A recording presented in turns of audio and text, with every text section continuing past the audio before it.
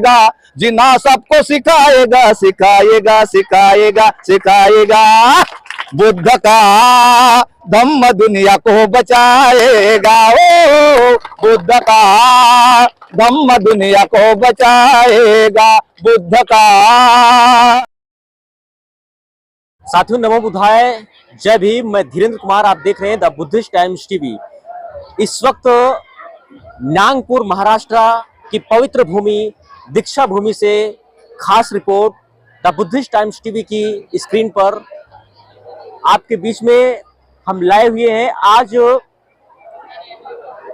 धम्म चक्र परिवर्तन दिवस के खास अवसर पर नागपुर में पहुंचे देश के कोने कोने से, व देश ही नहीं पूरी दुनिया से कोने कोने से पहुंचे बौद्ध उपासक व अंबेडकर अनुयायी डॉक्टर बाबा साहब अंबेडकर को श्रद्धा सुमन व विनम्र अभिवादन करने नागपुर की पवित्र भूमि दीक्षा भूमि पर पहुंच चुके हैं। दीक्षा भूमि के विशाल पंडाल विश्व बौद्ध मिशन के राष्ट्रीय संयोजक आदरणीय जिंदा भगत साहब के इस खास कार्यक्रम में हम इस समय मौजूद हैं। और आपको बता दें, विश्व बौद्ध मिशन का जो उद्देश्य है वो हमारे वांकड़े जी जो सर हैं वो अभी इसके विस्तार में बताएंगे कि विश्व बौद्ध मिशन क्या है। तो सबसे पहले सर, आज विजयादशमी के खास अवसर पर आपको हार्दिक स्वागत व बधाई समस्त बौद्ध अंबेडकरी अनुयायियों को। क्या कहना चाहेंगे the Buddhist times TV channel के माध्यम से? साहब, ये पढ़ाई की लड़ाई जो बौद्ध हमारा जो मिशन है, ये पढ़ाई की लड़ाई के नाम से चलता है। और इसमें हमारे जो गरीब बच्चे हो या जिनको यानी जिनकी पढ़ने लिखने की समझ लो परिस्थिति नहीं रहती है, ऐसे लोगों को हम हमारे पढ़ाई की लड़ाई की तरफ से हम मदद करके उनको एजुकेशन दे के, शिक्षण उनका बहुत बढ़ा के हम उनको आगे ऊंचाई तक पहुंचा देना, यही हमारा कर्तव्य है। सर, जैसा कि विश्व बौद्ध मिशन अपने में वाकई में एक जो है वर्ल्ड लेवल का जो शब्द है, क्या लगता है कि जिस प्रकार अयोध्या में बुद्ध के अवशेषों को मिटाया गया, उन पर अभी तक बौद्ध अनुयायी क्या कर रहे हैं?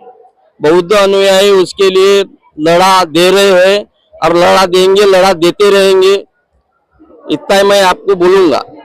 और लड़ाई चालू है बौद्ध मिशन के हिसाब से। हमारा जो आदमी पढ़ेगा लिखेगा तो वो आगे बढ़ेगा, और जो पढ़ाई लिखाई जिसकी नहीं होंगी वो उसके लिए अपने को तो यानी अंगूठा छाप बन के रहना, ये अपने लोगों के लिए यानी समझ के बाहर है, ऐसा मैं कहूँगा। आज के खास पर्व को लेकर के द बुद्धिस्ट टाइम्स टीवी व देशवासियों से क्या संदेश देना चाहेंगे? यहाँ से संदेश यही जाता है, जो यूपी बिहार बंगाल से आए हुए मेरे सभी साथियों भाइयों और बहनों, इनके लिए हम यहाँ पर इनकी रैली निकालना, इनका अपना क्या बोलते हैं उसको दीक्षा देना, इनकी रैली निकालना, दीक्षा प्रमाण पत्र देना, और यहाँ से इत्मीनान से उनको अपने गांव तक पहुंचाने के लिए भी हमारे तरफ से प्रयत्न रहते हैं, और आते हैं ट्रेन से और जाते भी है। लगातार जिस प्रकार जो है सीतापुर व हरदोई, लखीमपुर, बाराबंकी इत्यादि यूपी के लगभग समस्त जनपदों से नागपुर की इस खास पवित्र दीक्षा भूमि पर लोग आते हैं, और जिंदा भगत साहब का यह पंडाल उनके लिए काफी सहयोग जरूरतमंद जो है देखने को मिलता है। इसी बीच में हमारे साथ में मिश्रिक से सुरेंद्र जी हैं, स्वागत है आपका। बहुत बहुत धन्यवाद। आज के इस खास कार्यक्रम को लेकर के सबसे पहले क्या कहना चाहेंगे? कार्यक्रम को लेकर के कहूँगा कि जो ये विश्व बौद्ध मिशन है, इसके जो हमारे मेन है जिंदा भगत सर, वो इस मिशन को चलाते हैं। उनके साथ साथ में हम सभी लोग मिलजुल करके काम करते हैं, और मेन इसका उद्देश्य है कि पढ़ाई की लड़ाई में लोगों को हिस्सा बढ़ चढ़ करके लेना चाहिए। और बगैर पढ़े लिखे लोगों का यहाँ पे तो काम नहीं है, जो पढ़ता है वही आगे बढ़ता है। पढ़ लिख करके ही IAS PCS commissioner DM SDM सभी लोग बनते हैं। और इस उद्देश्य जिंदा भगत का हम लोगों के माध्यम से यही कहना है कि वो आगे बढ़ते हैं तो हमारे जो सभी लोग हर प्रदेशों से यहाँ आते हैं, लाखों की संख्या में लोग आते हैं और यहाँ से कुछ ना कुछ सीख करके ही जाते हैं जिससे उनके बच्चे आगे बढ़े। मैं यही कहना चाहूँगा। लगातार जैसा कि सीतापुर के जो है बौद्ध अम्बेडकरी अनुयायी जो है काफी समय से जो है वो आते रहते हैं, क्या आप सीतापुर के जो लोग हैं क्या वाकई में जो है वो अम्बेडकराइट व बुद्धिस्ट हो पाए हैं? जी, परिवर्तन हो रहा है। बहुत काफी लोग यहाँ आकर के सुधार हुआ है और यहाँ आने के बाद में वो आगे बढ़े हैं और अपने बच्चों को भी आगे बढ़ाया है। और दीक्षा भूमि एक ये विश्व का ऐसा स्थान है कि जो व्यक्ति यहाँ आता है एक समुद्र की तरह उसमें मिल जाता है और दीक्षा भूमि में आकर के उसमें आडंबर ढोंग उसमें खत्म हो जाता है, वो आगे ही बढ़ने का प्रयास करता है। मैं सन 94 से लगातार कंटिन्यू आ रहा हूँ। 2 साल में कोरोना काल में नहीं आ पाया, लेकिन मेरा यही प्रयत्न है कि हर वर्ष यहाँ आने का प्रयास करूंगा, क्योंकि पढ़ाई की लड़ाई में बढ़ चढ़ करके सभी भाई बहनों को हिस्सा लेना चाहिए, यही मेरी सोच है। जी बिल्कुल। आपको बता दें इस कार्यक्रम के राष्ट्रीय मुख्य संरक्षक मुख्य संयोजक आदरणीय जिंदा भगत साहब, चूंकि वो उनका जो है स्वास्थ्य खराब होने के चलते आज वह कार्यक्रम अटेंड नहीं कर पाए हैं, समाज के बीच में उपस्थित नहीं हो पाए हैं। हमें आशा है द बुद्धिस्ट टाइम्स टीवी के परिवार की तरफ से या उम्मीद जताई जाती है कि वो बहुत जल्द स्वस्थ होकर के समाज के बीच में आएंगे और एक बार फिर से पढ़ाई की लड़ाई में विश्व बौद्ध मिशन संघ को लेकर के सामने आएंगे। इसी के साथ में हमारे साथ में सीतापुर से छत्रपाल भारती जी हैं, तो स्वागत है आपका द बुद्धिस्ट टाइम्स चैनल पर। बहुत बहुत धन्यवाद सभी को, जय भीम। आप जो है नागपुर की दीक्षा भूमि पर आए हैं, दीक्षा भूमि को आप किस रूप में देखते हैं? सबसे पहले मैं सभी दर्शकों को धम्म प्रवर्तन चक्र दिन की सम्राट अशोक विजयदशमी की पर्व पर हार्दिक मंगल कामनाएं देता हूं। और जैसा कि सम्राट अशोक विजयदशमी के बाद 14 अक्टूबर 1956 को बाबा साहब ने पूरा बौद्ध धर्म को जीवित करने का काम किया है। हम सब लोग मिलकर बाबा साहब के उस सपने को पूरा करने का पूरा अर्थक प्रयास करेंगे। और इसी तरीके से पढ़ाई की लड़ाई तो बाबा साहब डॉक्टर अंबेडकर जी ने जो है एक संदेश दिया, एजुटेट एजिटेट ऑर्गेनाइज। आज पूरा देश जो है, जो अंबेडकर समाज है, अंबेडकरी समाज है, आज बाबा साहब के सिद्धांतों पर काम कर रहा है। परंतु बात ये आती है कि हम विश्व बौद्ध मिशन को लेकर के हम क्या कर रहे हैं, कहां तक वाकई में क्या बौद्ध हम आज बन पाए हैं? अगर हमारी गिनती होती है तो वो गिनती आज भी हिंदू में होती है, ऐसा क्यों? यहाँ पर आने वाले लोग जो मैं उनसे खास तौर से कहना चाहूँगा कि जो लोग यहाँ आए हैं उनसे मेरा निवेदन यही रहेगा कि वो जाके दीक्षा लें और दीक्षा भूमि में जाकर अपना प्रमाण पत्र बनवावें, जिससे कि जो हमारे विपक्षी सरकारें हैं, सत्ता में बैठे लोग जो हैं, वो हमारा कभी तो मांगते हैं सर्टिफिकेट, निवास प्रमाण पत्र आप हैं या नहीं हैं। तो इसलिए अपनी लड़ाई को अपनी मजबूत करने के लिए जो लोग आए हैं दीक्षा लें और खास तौर से दीक्षा प्रमाण पत्र अवश्य बनवाएं, जिससे कि हमारी गिनती हो सके कि इतने लोग बौद्ध बने हैं। और यहाँ की कमेटी जो है, समिति है, मैं यहाँ दीक्षा भूमि की समिति से निवेदन करना चाहूँगा कि हमारे जो लोग यहाँ पर दीक्षित हों, सर्टिफिकेट बनवाएं, उनके लिए सरकार में कोई पटिशन डाल करके पूरे देश में इस अभियान को लागू करें कि जो लोग यहाँ से दीक्षित हों उनको बौद्ध प्रमाण पत्र दिया जाए।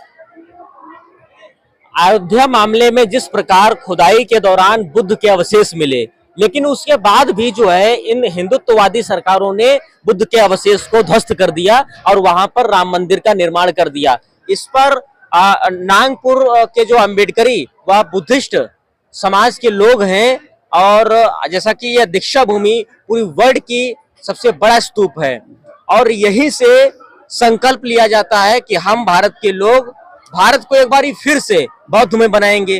तो ऐसे बड़े सब्जेक्ट पर, अयोध्या जैसे मामले पर बौद्ध कहाँ चले जाते हैं?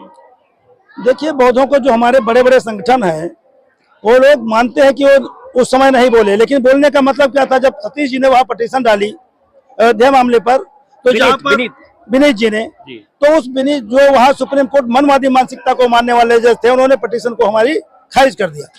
तो जो धर्म सत्ता में होता वही फलता और फूलता है। बहन जी उत्तर प्रदेश में सत्ता में आई, पूरा उत्तर प्रदेश बौद्धमय बन गया। जब हमारी सत्ता होगी, मैं खास तौर से अम्बेडकरवादी विचारधारा के मानने वाले लोगों से सर, मैं सवाल पे सवाल करना चाहूंगा। अभी आपने कहा कि बहन जी की सरकार रही यूपी में और यूपी पूरा बौद्ध बन गया। मैं यहाँ पर स्टॉप करना चाहूंगा कि बहन जी की सरकार जरूर रही यूपी में, लेकिन साहब कांसीराम जी ने कहा कि हम बौद्ध धर्म ग्रहण करेंगे, लेकिन उनका जो है परिनिर्वाण हो गया, लेकिन बौद्ध धर्म ग्रहण नहीं कर पाए। आखिर क्या वजह है कि आज तक बहन कुमारी मायावती जी अभी तक जो है बौद्ध धर्म क्यों नहीं ग्रहण किए? सत्ता में देखिए, सत्ता का लालच, जो लोग राजनीति से जुड़े हैं वो धर्म को परिवर्तन करने में विश्वास नहीं रखते हैं, ये सच बात है। इस लड़ाई को हमारे समाज को ही लड़ना होगा। समाज ही परिवर्तन की धारा में मुख्य रूप से आएगा। जब वोट की बात आती है तो दलित याद आते हैं, बौद्ध याद आते हैं, बुद्ध याद आते हैं, अंबेडकर याद आते हैं, लेकिन बौद्ध धर्म क्यों नहीं याद आता है? बौद्ध धर्म मानवता का धर्म संदेश जरूर देता है, लेकिन जो हमारे साथ 85-15 की लड़ाई है, उसमें हमारे नेता अपने को खरा साबित करने के लिए हमारे जो है धर्म की बात नहीं करते हैं, जबकि उनको इस पर धर्म की बात करनी चाहिए। अभी लगातार जिस प्रकार हमने देखा कि एक उभरते हुए चेहरे जो है चंद्रशेखर आजाद एक नए तबके को जो है नौजवानों का नेतृत्व कर रहे हैं लगातार, और जो है वो वर्तमान में सांसद भी हैं, लेकिन बौद्ध धर्म को लेकर के उनकी तरफ से जो है अभी तक कोई स्पष्टीकरण जो है अयोध्या जैसे मामले पर नहीं लिया गया। हमारी समझ से तो यही आता है कि ये जो बौद्ध धर्म परिवर्तन की लड़ाई है, ये नेता नहीं लड़ेंगे, समाज को ही लड़ना होगा। जो वोट की राजनीति करता है वो अपने जीतने और हारने का सोचता है, लेकिन समाज को लड़नी होगी अपनी लड़ाई। धर्म परिवर्तन हमको ही करना होगा। ये हमारे अंदर, हमारे जो आने वाली संतानें हैं उनके अंदर विचार उत्पन्न करने होंगे, बाबा साहब के साहित्य को पढ़ाने होंगे, तभी ये संभव है। जी, इसी के साथ में हम बढ़ते हैं। हमारे साथ में मौजूद हैं सर, आपका क्या नाम है? राजू है। सर, आज के इस खास कार्यक्रम को लेकर के आप क्या कहना चाहेंगे?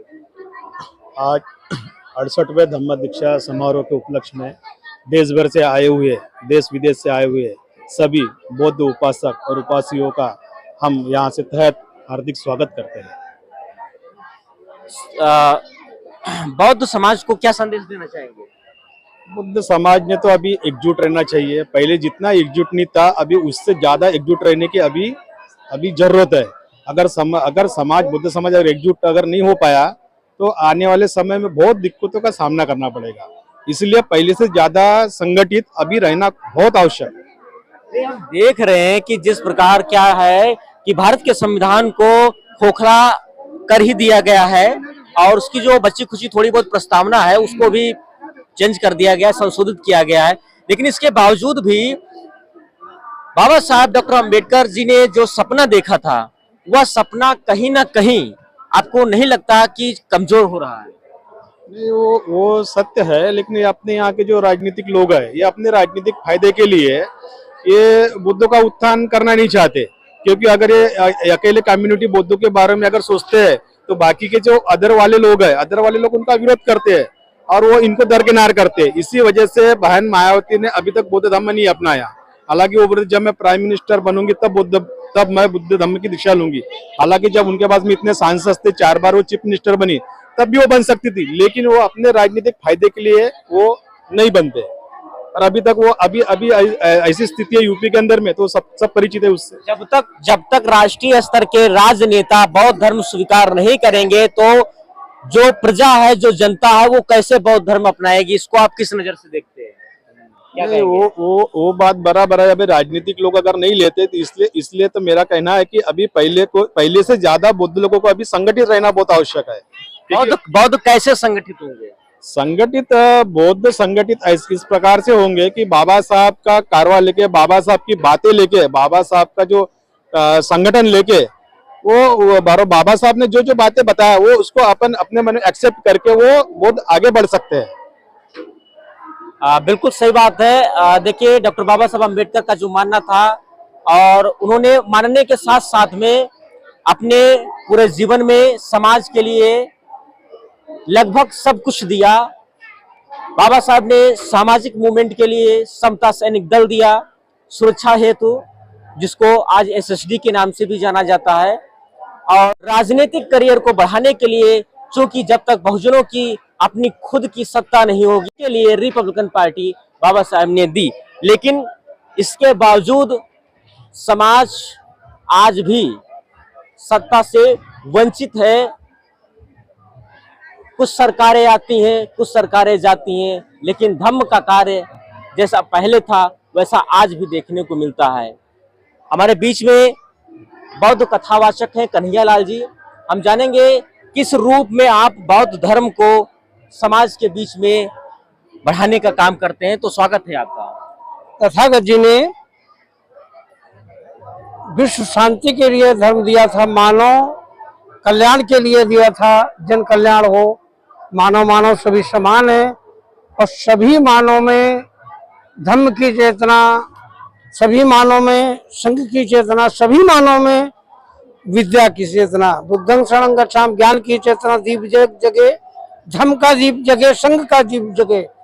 सभी प्राणियों में, सभी मानव में जब धर्म का और ज्ञान का दीप जगेगा, धर्म का दीप जगेगा, संघ का दीप जगेगा, तभी शांति होगी। और धर्म जो है क्या करता है, इतिहास जो है, कथा माने होता है इतिहास, धर्म माने होता है संस्कार। हमारी समाज संस्कारित बने। जिस समय बाबा साहब थे उन्होंने अपनी समाज को देखा, हमारी समाज संस्कारित नहीं है, नैतिकता में नहीं है। तो बाबा साहब ने इसलिए परेशान होकर के सभी धर्मों को पढ़ा। सभी धर्मों को पढ़ने के बाद निष्कर्ष निकाला, ये बुद्ध का धर्म ऐसा धर्म है जो शांति का प्रतीक होगा, जिसमें दिल दिमाग में ज्ञान की ज्योति जगेगी, दिल दिमाग में धर्म की ज्योति जगेगी और दिल दिमाग में संघ की ज्योति जगेगी, जिससे मानव में नैतिकता आएगी। और मानव में नैतिकता की जरूरत है, संस्कार की जरूरत है। और संतनों ऐसा लिखा है, ये सनातन से भी है, क्योंकि जो अन्य धर्म आए उसमें निंदा की बात नहीं है। उन धर्मों की व्यवस्था से बुद्ध की व्यवस्था जो अलग है, जिसमें त्रिरत्न, 4 आर्य सत्य, 5 शील, अष्टांगिक मार्ग, 10 पारमिताएं जो तथागत ने दी है, ये जन कल्याण के लिए, विश्व शांति के लिए दी। अगर इन बातों को समझ लिया जाए, जान लिया जाए, और हर व्यक्ति को, हर मनुष्य को जानना होगा, क्योंकि मानव मानव एक समान, तो मोह अहंकार दया क्षमा सत्यशील धीर विचार वैराग्य ज्ञान विवेक भक्ति हर मानव में विद्यमान है। इसलिए हर मानव को अपने दिल दिमाग में ज्ञान की ज्योति, दिल दिमाग में धर्म की ज्योति और दिल दिमाग में संघ की ज्योति जगानी चाहिए। सभी को जगाना चाहिए, तभी शांति का प्रतीक होगा। ये बुद्ध की धरती युद्ध की धरती नहीं, ये शांति की धरती है।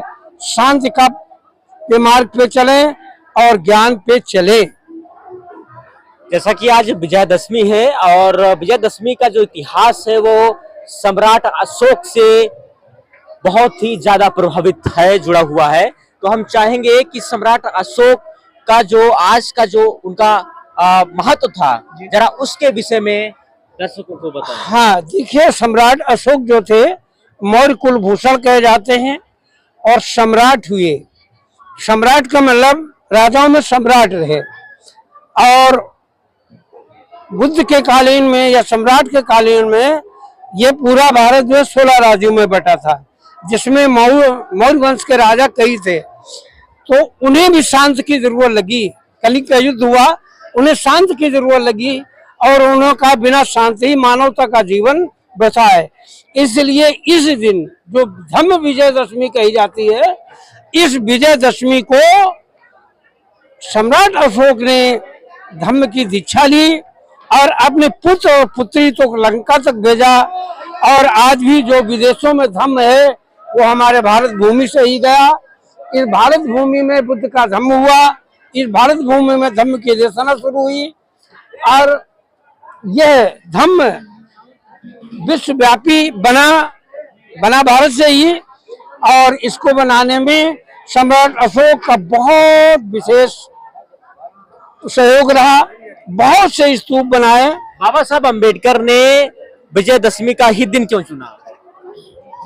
हाँ, बाबा साहब ने अपने ज्योतिबा फूले या सम्राट अशोक, साहू जी महाराज या अपने तमाम से इतिहासों को जानते थे। विदेशों में जाके उनकी फिलॉसफी जब पढ़ी, बुद्ध की फिलॉसफी पढ़ी, वो जानते थे, इसलिए उन्होंने धम्म विजय दशमी ही चुनी, क्योंकि सम्राट अशोक ने चुना था उसी को, धम्म विजय दशमी को, इसीलिए इसका नाम ही पड़ गया धम्म विजय दशमी। और नागपुर में जो जगह चुनी, इसलिए उस जगह का ही नाम है आज दीक्षा भूमि के नाम से जाना जाता है। वो दीक्षा भूमि नाम पड़ा। अगर बाबा साहब न होते, न इसका आज नाम पड़ता, और न हम यूपी से यहाँ आते, तो हम यहाँ आते हैं इसीलिए धम्म की देशना। और ये राजनीतिक तो क्षणिक है, आज है कल नहीं है, और धम्म क्षणिक नहीं है। धर्म रहा है और रहेगा, सदैव रहेगा, ये कभी पीछे नहीं जाता। जो राजनीति है वो आगे पीछे जाती है, कभी पीछे जाती, कभी आगे जाती है। ये तो क्षणिक है, पार्टियां क्षणिक हैं, लेकिन धर्म कोई पार्टी नहीं है। धर्म जन कल्याण, मानव कल्याण के लिए है, इसलिए ये जब तक मानव रहेगा तब तक धर्म रहेगा, और तब तक धर्म का दीप, ज्ञान का दीप, संघ का दीप जगता रहेगा, क्योंकि ये तो मानव के लिए है, और मानव रहेगा तो ये धर्म रहेगा। उत्तर प्रदेश में जिस रूप में बौद्ध धर्म पनपा, आपको बता दें, ये बहुत ही नोट करने की आवश्यकता है कि डॉक्टर बाबा साहब अम्बेडकर का एक कार्यक्रम दीक्षा भूमि के बाद में और चंद्रपुर के बाद में तीसरा कार्यक्रम उत्तर प्रदेश की धरती लखनऊ में भी लगना था, लेकिन जो 7 दिसंबर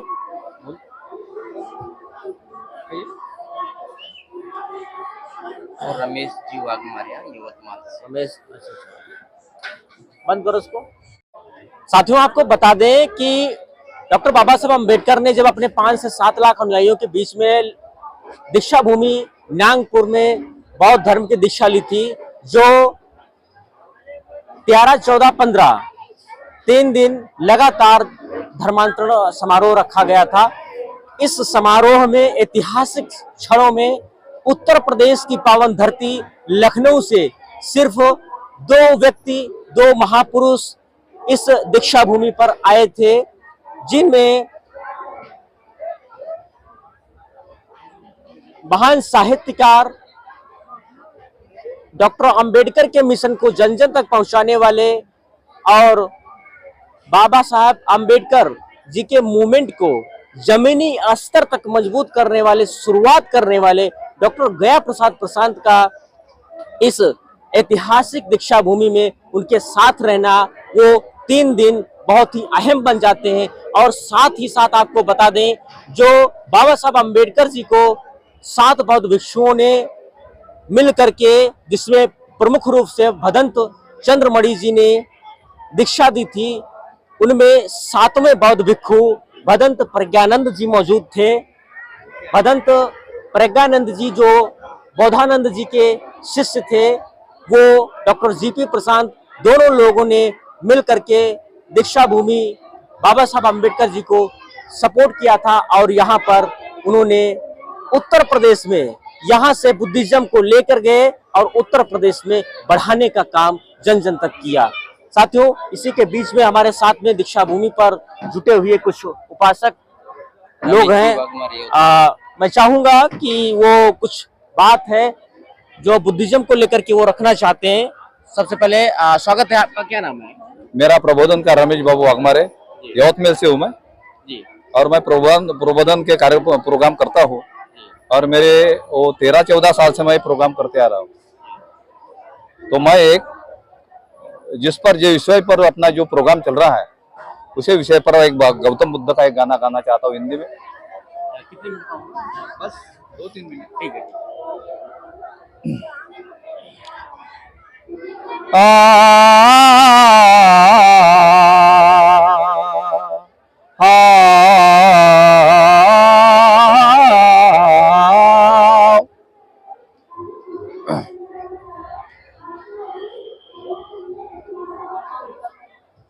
खून खराबा नहीं होगा, सुखी होगा दुख ना होगा। खून खराबा नहीं होगा, सुखी होगा दुख ना होगा, दुख ना होगा, दुख ना होगा, दुख ना होगा। बुद्ध का धम्म दुनिया को बचाएगा। हो बुद्ध का धम्म दुनिया को बचाएगा। बुद्ध का धम्म दुनिया को बचाएगा। कैसे? ये करुणा की धारा कभी रुकेगी नहीं, ये करुणा की धारा कभी रुकेगी नहीं। धम्म की खेती हरी कभी सूखेगी नहीं, धम्म की खेती हरी कभी सूखेगी नहीं। बुद्ध का ज्ञान ले लो, धम्म की धारा पी लो। बुद्ध का ज्ञान ले लो, धम्म की धारा पी लो। सुख ही सुख है वहाँ बुद्ध की ओर चलो, सुख ही सुख है वहाँ बुद्ध की ओर चलो। अरे सही राह दिखाएगा और जिएगा, जीना सबको सिखाएगा, सिखाएगा, सिखाएगा, सिखाएगा। बुद्ध का धम्म दुनिया को बचाएगा। ओ बुद्ध का धम्म दुनिया को बचाएगा। बुद्ध का धम्म दुनिया को बचाएगा।